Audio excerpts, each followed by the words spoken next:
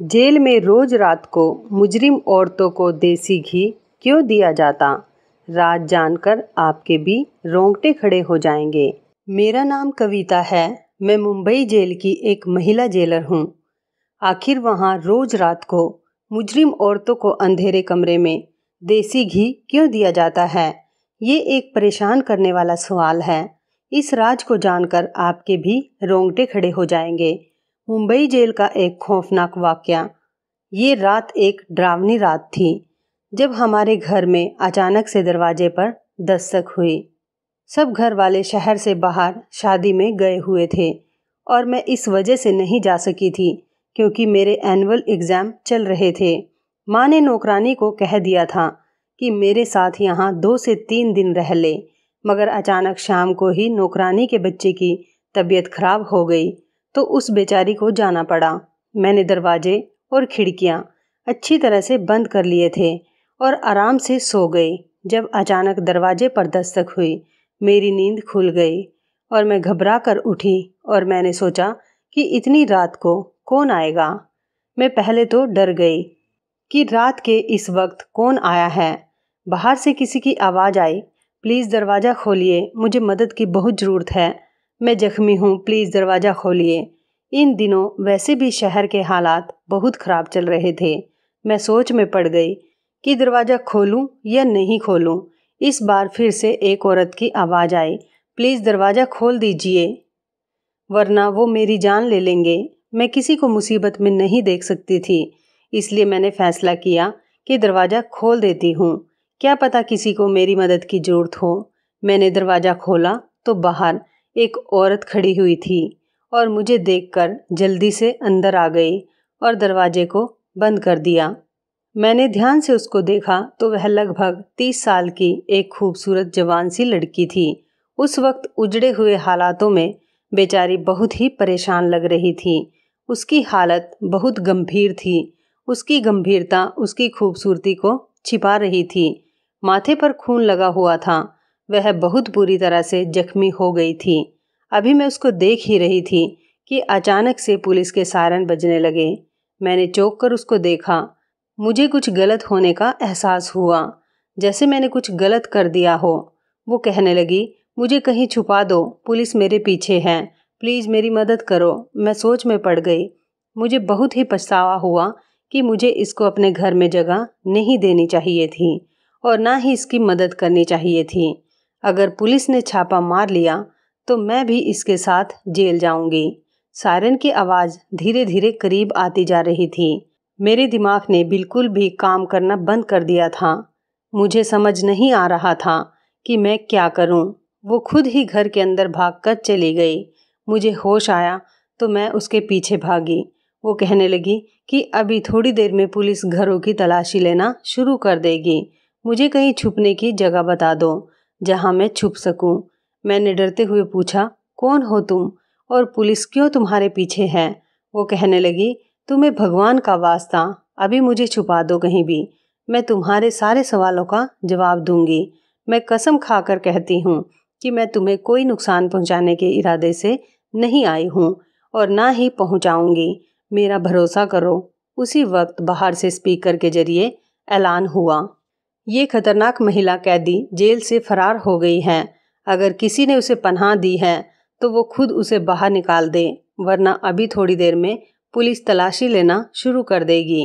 वो कहने लगी, देखो मुझे जल्दी से छुपाओ वरना मेरे साथ तुम भी मुसीबत में फंस जाओगी। उसकी बात सुनकर मैं जल्दी से छत पर उसको पानी वाली टंकी के पास ले गई। मैंने कहा, जहाँ भी छुपोगी पुलिस तुम्हें ढूंढ ही लेगी, इसलिए जान बचाने का एक हल यही है कि तुम इस पानी वाली टंकी के अंदर कूद जाओ। पानी ठंडा हो रहा था, लेकिन मेरी राय पर उस औरत ने मुझे यूँ देखा जैसे मेरा दिमाग खराब हो गया हो। इतने ठंडे पानी में मैं उसे कूदने की राय दे रही थी।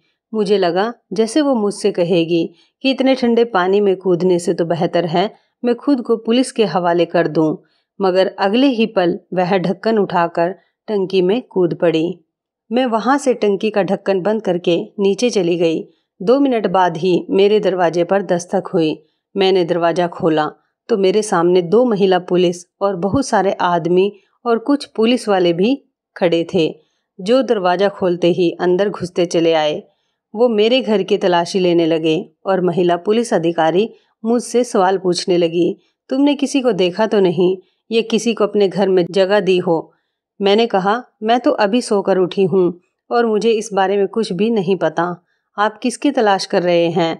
पुलिस वाले नीचे से तलाशी लेकर ऊपर छत पर आ गए तो मेरी जान को बनाई। मेरी सांस अटकने लगी कि कहीं इनको पता ना चल जाए कि वह औरत कहाँ है, मगर इतना मुझे यकीन था कि इनका ध्यान पानी वाली टंकी की तरफ नहीं जाएगा। मेरा अंदाज़ा बिल्कुल सही था और सही ही साबित हुआ। वो खाली हाथ नीचे चले आए। पहले वाला कहने लगा, मैडम जी, वो इस घर में नहीं है। मेरा ख्याल है कि वो इस इलाके से निकल गई है। बातें करते वक्त वो सब घर से बाहर निकल गए तो मैंने सुकून और चैन की सांस ली। उनकी आपस की बातों से पता चला कि वो मुंबई जेल से इस औरत को ढूंढते हुए यहाँ तक पहुँच गए।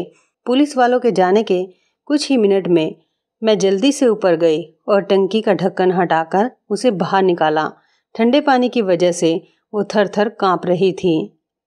अगर मैं 10 मिनट और वहाँ नहीं जाती तो शायद उसको मरा हुआ पाती। मैं उसे नीचे ले आई और उसको हीटर के पास बैठा दिया। मैंने उसको अपने कपड़े दिए तो उसको थोड़ा होश आया। मेरे कपड़े बदलकर वो रजाई लेकर हीटर के पास बैठ गई। मैंने सोचा, अब अगर इसकी मदद कर रही हूँ तो बेचारी के लिए कुछ खाने पीने को भी ले आती हूँ। मैंने उसके लिए चाय बनाई और खाना गर्म करके उसके पास ले आई। न जाने क्यों उसके चेहरे को देखकर मुझे नहीं लग रहा था कि वो एक मुजरिम है।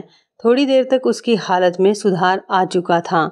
अब मैंने उससे बात की शुरुआत की और कहा, आपको देखकर लगता तो नहीं कि आप मुजरिम हो, लेकिन पुलिस आपके पीछे क्यों पड़ी है और ये कह रही है कि मुंबई जेल से एक मुजरिम औरत फरार हुई है, तो क्या आप वाकई मुजरिम हैं? मेरा सवाल सुनकर उसने गहरी सांस भरी और कहने लगी, तुम्हारा अंदाजा बिल्कुल ठीक है। मैं मुंबई जेल की कैदी नहीं बल्कि वहाँ की जेलर हूँ। मैंने कहा, क्या? ये सुनकर कि वो मुंबई जेल की जेलर है, मेरे तो होश ही उड़ गए। एक जेलर के पीछे पुलिस, लेकिन क्यों? मैंने पूछा, आप जेलर होके मुजरिमों की तरह क्यों भाग रहे हो? तो वो कहने लगी कि बड़ी लंबी कहानी है, सुनकर क्या करोगी? मैंने कहा, देखिए, मैंने आपको अपने घर में जगह दी है, आपकी मदद की है। अब आपको भी अपनी कहानी मुझे सुनानी होगी, क्योंकि मैं ये सब आपसे इसलिए भी पूछ रही हूँ क्योंकि मैंने भी मुंबई की एक जेल में जेलर के लिए अप्लाई किया हुआ है। तो मुझे आपकी कहानी सुनकर मालूम हो जाएगा कि वहाँ के क्या हालात हैं। वो कहने लगी, ठीक है, अगर तुम्हें इतना ही जानने का शौक है तो ठीक है, तो फिर सुनो। मेरा नाम गौरी है और मैं एक बहुत अच्छे और इज्जतदार खानदान से ताल्लुक़ रखती हूँ। हम 2 बहनें और 2 भाई हैं। मेरे पिताजी मुंबई के थाने में हवलदार थे। मेरे पिताजी ने बचपन से ही हमें सच्चाई और ईमानदारी का सबक पढ़ाया था और यही समझाया था कि अपने काम से हमेशा वफादार रहना चाहिए, चाहे काम कितना ही मामूली क्यों ना हो और रुतबा चाहे छोटा मिले या बड़ा। कभी भी अपने ईमान का सौदा मत करना।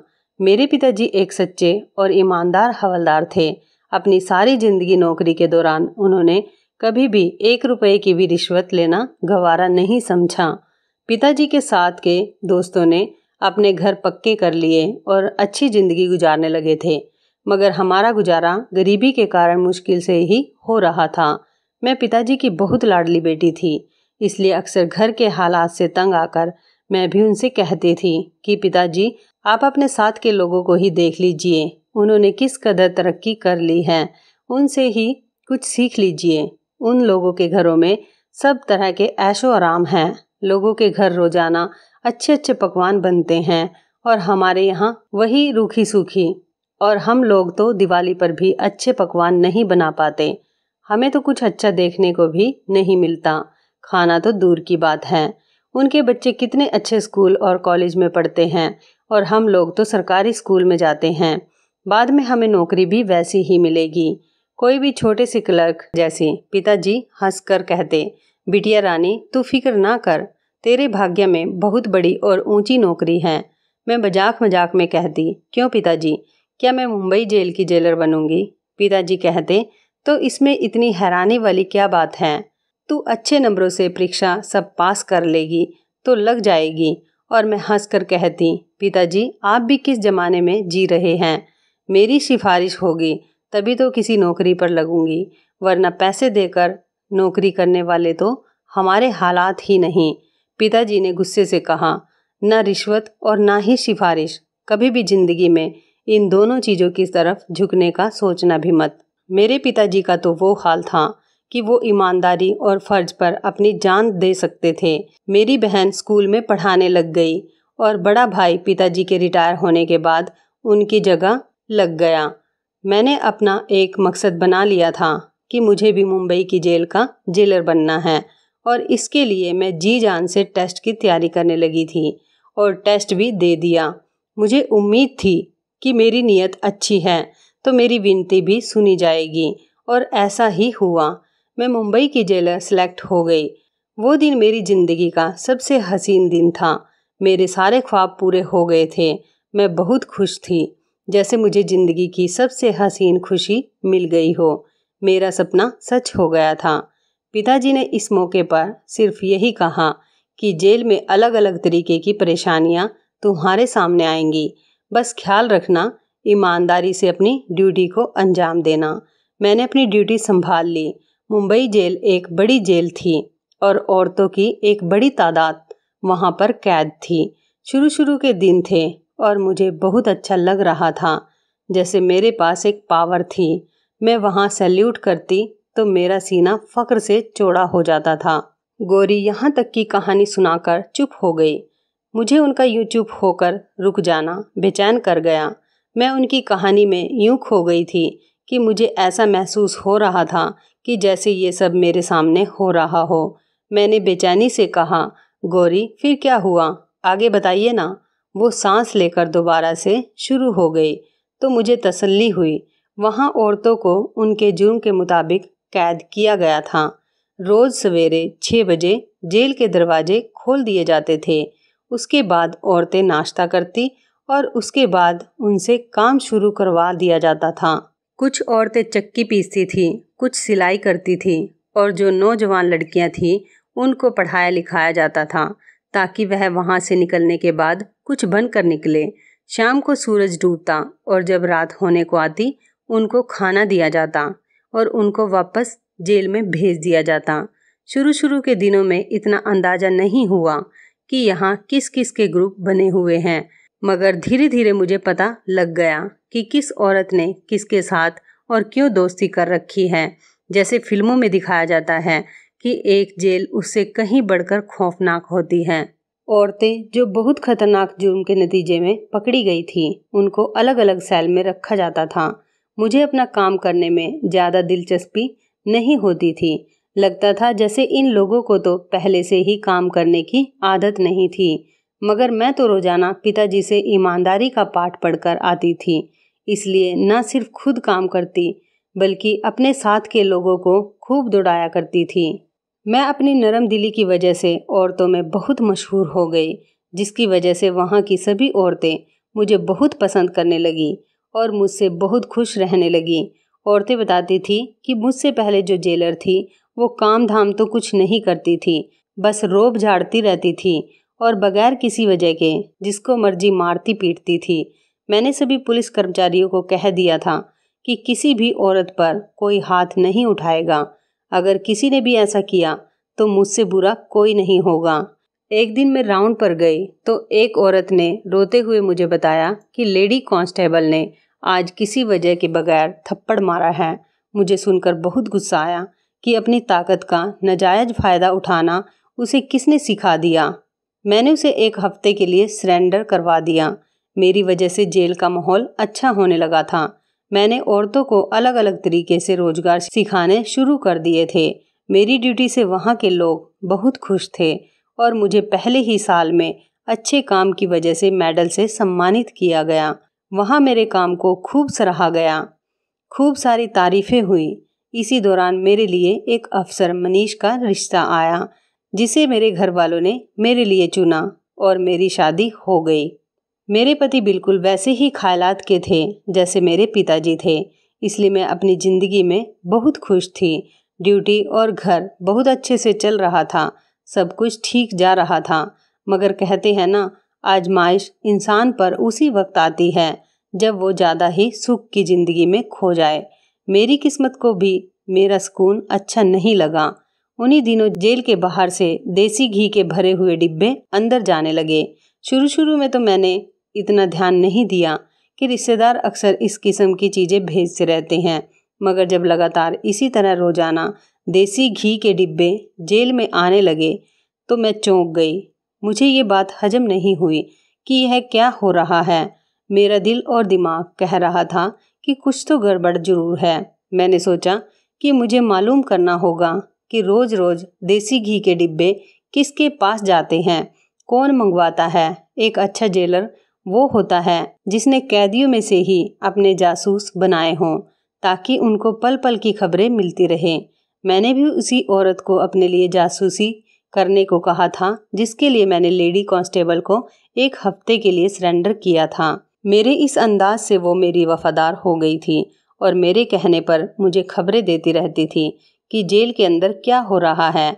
इसलिए एक दिन मैंने सारे घी के डिब्बे खुलवाए और अच्छे से डिब्बों की तलाशी ली। उन डिब्बों में देसी घी ही था। मैंने उस औरत को बुलवाया जो मुझे सारी खबरें देती थी। मैंने उससे कहा, मुझे अंदर मालूम करके बताओ, देसी घी के डिब्बे आखिर आते हैं किसके लिए और कौन इन्हें इस्तेमाल करता है और क्यों। मुझे 2 दिनों के अंदर सारी रिपोर्ट बना कर दो। मेरी ड्यूटी ज़्यादातर दिन के वक्त ही होती थी और रात के वक्त एक और जेलर ड्यूटी पर आ जाती थी। दिन के वक्त तो किसी की हिम्मत भी नहीं होती थी कि मेरे होते हुए कुछ ऐसा वैसा हो जाए, मगर रात के वक्त यहाँ क्या होता है इसकी मैं गारंटी नहीं दे सकती थी। इसलिए जासूस को काम पर लगा दिया। मैंने बीच में टोकते हुए पूछा, गौरी, क्या आपको देसी घी के डिब्बे की वजह से शक हुआ था? मेरे सवाल पर जेलर गौरी ने हाँ में सिर हिलाते हुए कहा, हाँ, रोजाना ही कई डिब्बे देसी घी के जेल के अंदर जाते थे और मेरी नज़रों में ये नॉर्मल बात नहीं थी। मेरा अंदाजा बार बार यही कह रहा था कि कुछ ऐसा हो रहा है जो मेरी नज़रों से ओझल है। मेरी जासूस ने मुझे सनसनीखेज शब्दों में आकर जो खबर सुनाए वो सुनकर ही मैं दंग रह गई। उसने कहा कि देसी घी रोज रात को अंधेरे कमरे में कुछ खास औरतों को दिया जाता है। रात की ड्यूटी वाली जेलर सारा स्टाफ इस बात को जानता है और आपके कार्यालय की भी 2-4 लोग शामिल हैं। मैं उलझन में पड़ गई कि अंधेरे कमरे में देसी घी क्यों औरतों को दिया जाता है, इसका क्या मतलब हुआ। मैंने अपनी जासूस से कहा कि मुझे उन औरतों के नाम बताओ जो रोजाना अंधेरे कमरे में जाकर देसी घी खाती हैं। जासूस ने जिनके नाम बताए उन औरतों को देखकर मैं चौंक गई। वो औरतें पहले तो इतनी सेहतमंद नहीं थी, दुबली पतली सी थी, मगर अब देखा तो काफ़ी सेहतमंद लग रही थी। जासूस ने मेरे कान में चुपके से कहा, मैडम जी, ये सारा कमाल इसी देसी घी का है। ये इतनी सीधी बात नहीं थी कि मैं नज़रअंदाज कर देती। मुझे एहसास हुआ कि इस मामले की तह तक मुझे जाना चाहिए। मैंने कुछ दिनों के लिए अपनी ड्यूटी रात की शिफ्ट में करवाने का फैसला कर लिया। मैंने देखा कि मेरी रात की शिफ्ट की खबर बहुत सारे लोगों के दिलों पर बिजली बनकर टूटी थी। मैंने दिन के समय घर में अपनी नींद पूरी कर ली ताकि वहां रात को जाग सकूं। रात के 9 बजते ही मैंने देखा लेडी कांस्टेबल चोरी चोरी कहीं जा रही है। मैंने सोचा कि इसके पीछे जाकर देखती हूँ और मैं धीरे धीरे उसका पीछा करने लगी कि वो कहाँ जाती है। मैंने जो देखा उसने मुझे चौकन्ना कर दिया, क्योंकि एक अंधेरे कमरे में वो कैदी मुजरिम औरतों को देसी घी दे रही थी। पहली चौंका देने वाली बात तो ये थी कि रात के इस वक्त देसी घी खाने की क्या जरूरत थी, और ज़बरदस्त बात ये कि जेल के आखिरी वाले अंधेरे कमरे में जाने की क्या तुक बनती है। मैंने 2-3 दिन यही रूटीन देखा, लेकिन इसके अलावा कोई और ज़बरदस्त बात मेरी गिरफ्त में न आ सकी।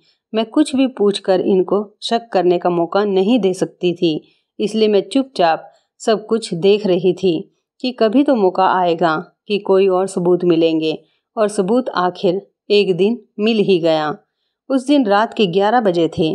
मैंने अपना सिर मेज पर टिकाया और जानबूझकर आंखें बंद कर ली ताकि कोई देखे तो यही समझे कि मैं सो रही हूँ। थोड़ी ही देर गुजरी थी कि मेरे ऑफिस में कोई आया। आहट से मैंने पहचान लिया कि लेडी कांस्टेबल हैं। वो मुझे सोता देखकर बाहर चली गई। वो किसी से कहने लगी, लगता है जो नींद की दवा मैडम को दी है उसने असर कर दिखाया। मैडम सो रही हैं, बस कुछ ही घंटे बाकी हैं, इसलिए इन औरतों को जाकर कहो जल्दी जल्दी अपना काम करें। कुछ ही देर में वे दोनों वहाँ से चली गई। मैंने हैरत से सोचा कि आखिरकार ये सब क्या हो रहा है जेल में, जिसकी मुझे खबर नहीं थी, और मेरी नाक के नीचे सब कुछ हो रहा है। इनकी बातों से अंदाजा हुआ कि जो भी हो रहा है इसी अंधेरे कमरे में हो रहा है। तभी मैंने उठने की कोशिश की ताकि जाकर देख सकूं ऐसा क्या हो रहा है। वहाँ पर उठते ही मेरा सर चकराने लगा। मुझे चक्कर आ रहे थे। लगता था कि मेरी चाय में जो नींद की गोलियां मिलाई थी उसने अब असर करना शुरू कर दिया था। मैं वहीं पर सो गई और सुबह तक मुझे कुछ खबर नहीं हुई कि मैं कहाँ पर हूँ। सुबह उठी तो सर भारी हो रहा था, इसलिए घर चली गई। घर जाने से पहले इन औरतों के सेल की तरफ आई ताकि कोई बात इनके बारे में पता कर सकूं, मगर वहाँ पर सब ठीक लगा तो मैं वापस घर आ गई।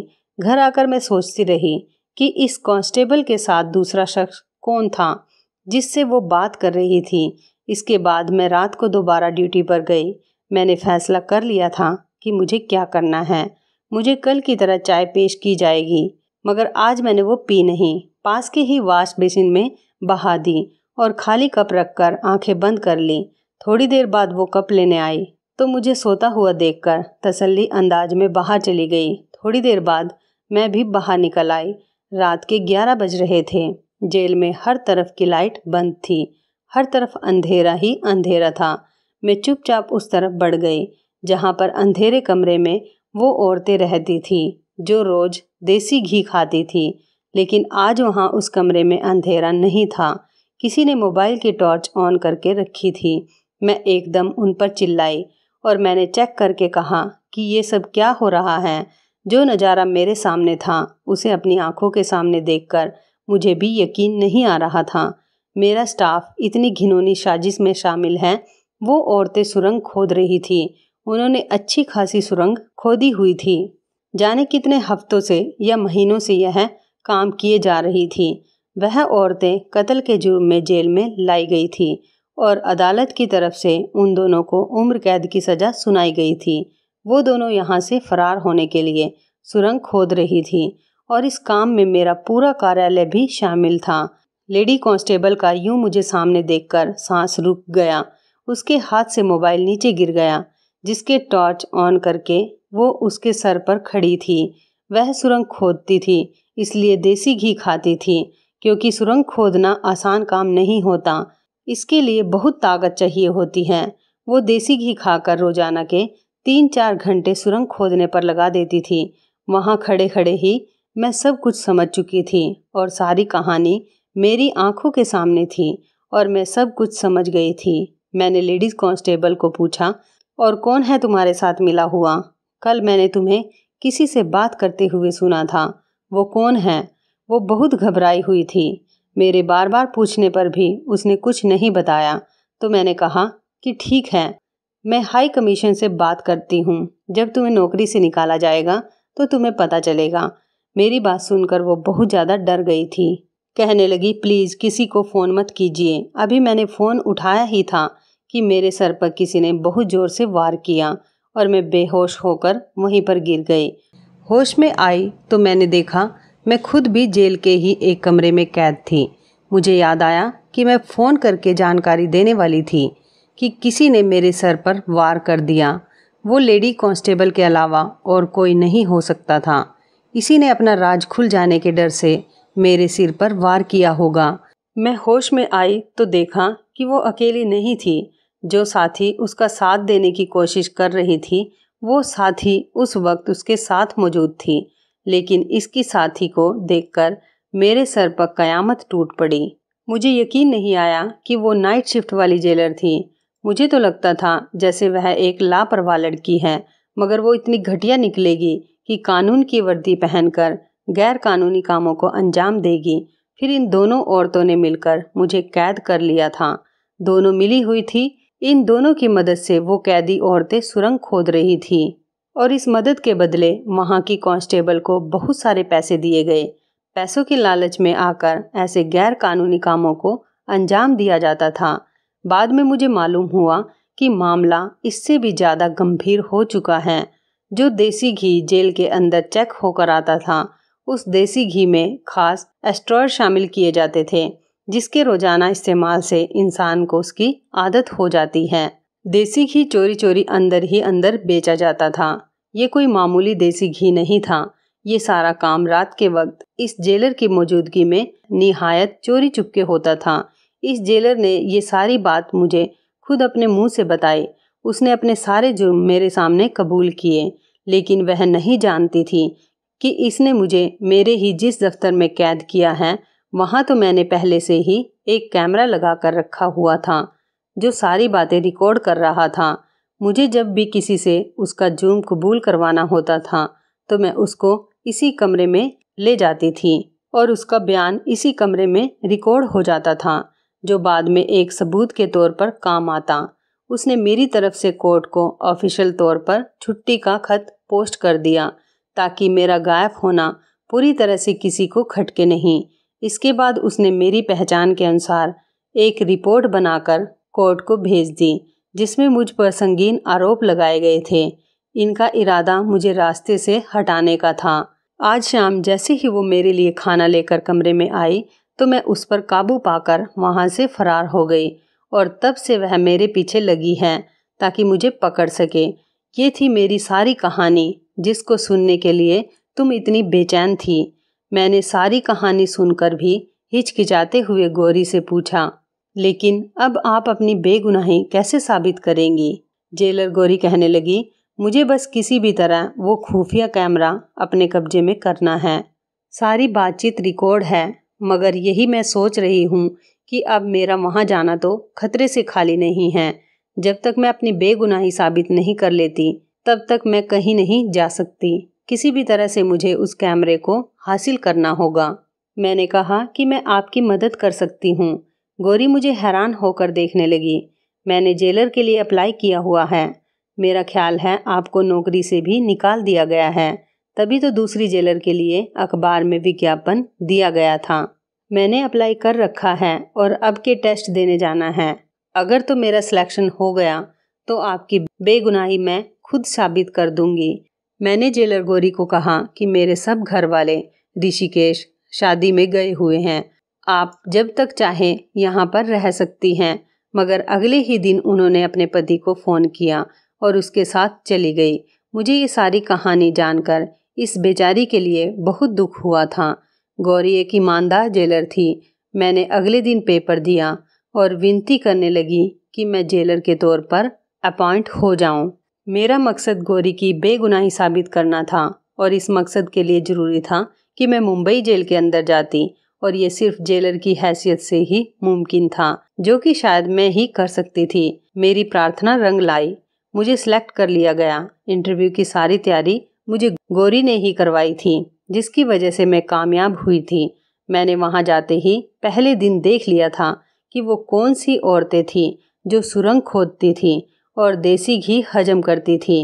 इन औरतों को देखकर अंदाजा हुआ कि इनका काम अभी भी जारी था। मैंने चुप करके बड़े अधिकारियों को लेटर लिखकर ये बताया कि जेल में सुरंग खोदी जा रही है और इसकी जिम्मेदार रात की ड्यूटी वाली जेलर और लेडीज कांस्टेबल है। इसके साथ ही मैंने वो कैमरा भी सबूत के तौर पर साथ में भिजवा दिया, जो मुझे ठीक उसी जगह मिला था जिसका मुझे गौरी ने बताया था। ठीक रात 11 बजे जेल के सेल में छापा पड़ गया, जहां सुरंग खोदी जा रही थी, और उन औरतों को सुरंग खोदते हुए रंगे हाथों पकड़ा गया। लेडीज कांस्टेबल और नाइट ड्यूटी वाली जेलर को गिरफ्तार कर लिया गया और उनको कड़ी से कड़ी सजा सुनाई गई। ये सब मैंने अपनी ड्यूटी के दूसरे दिन ही किया था, क्योंकि मेरा इरादा ही यही था कि सच सामने लाया जाए। जेलर गौरी की बेगुनाही साबित हो गई और उसे उसकी पोस्ट दोबारा से दे दी गई। मुंबई जेल की नाइट ड्यूटी और जेलर की पोस्ट गौरी को दे दी गई और दिन की ड्यूटी मुझे दे दी गई। जेलर गौरी ने मेरा बहुत शुक्रिया अदा किया और मुझसे कहा कि तुम्हारा बहुत एहसान है कि तुमने मेरी मदद की, और अब मेरी जेलर गौरी के साथ बहुत अच्छी दोस्ती हो गई। हम दोनों ने पहले की तरह मिलकर जेल का माहौल बहुत अच्छा कर दिया और सब कुछ पहले की तरह अच्छा होने लगा था। तो इस कहानी के बारे में आपकी क्या राय है, कमेंट करके ज़रूर बताइएगा। दोस्तों, आपको हमारी ये मज़ेदार कहानी जेल में रोज़ रात को मुजरिम औरतों को अंधेरे कमरे में देसी घी क्यों दिया जाता कैसी लगी, आप हमें कमेंट बॉक्स में ज़रूर बताएं। यदि आपके पास भी ऐसी कोई प्यारी सी कहानी है या फिर ऐसी कोई और कहानी जिससे कुछ शिक्षा मिले, तो आप हमारे साथ उसको ज़रूर शेयर करें। दोस्तों, यदि आपको हमारी ये वीडियो अच्छी लगे तो आप हमारी इस वीडियो को लाइक शेयर ज़रूर करें और ऐसी ही दिल को छू लेने वाली प्रेरणादायक कहानियाँ सुनने के लिए हमारे चैनल को भी सब्सक्राइब करें। और यदि आप हमें फेसबुक पर देख रहे हैं तो आप हमारे फेसबुक पेज को लाइक और फॉलो ज़रूर करें। तो दोस्तों, फिर मिलते हैं ऐसी ही ज़बरदस्त कहानी या टिप्स के साथ नई वीडियो में। तब तक के लिए आप सभी का धन्यवाद। आप सभी अपना ख्याल रखना। आपका दिन शुभ व मंगलमय हो।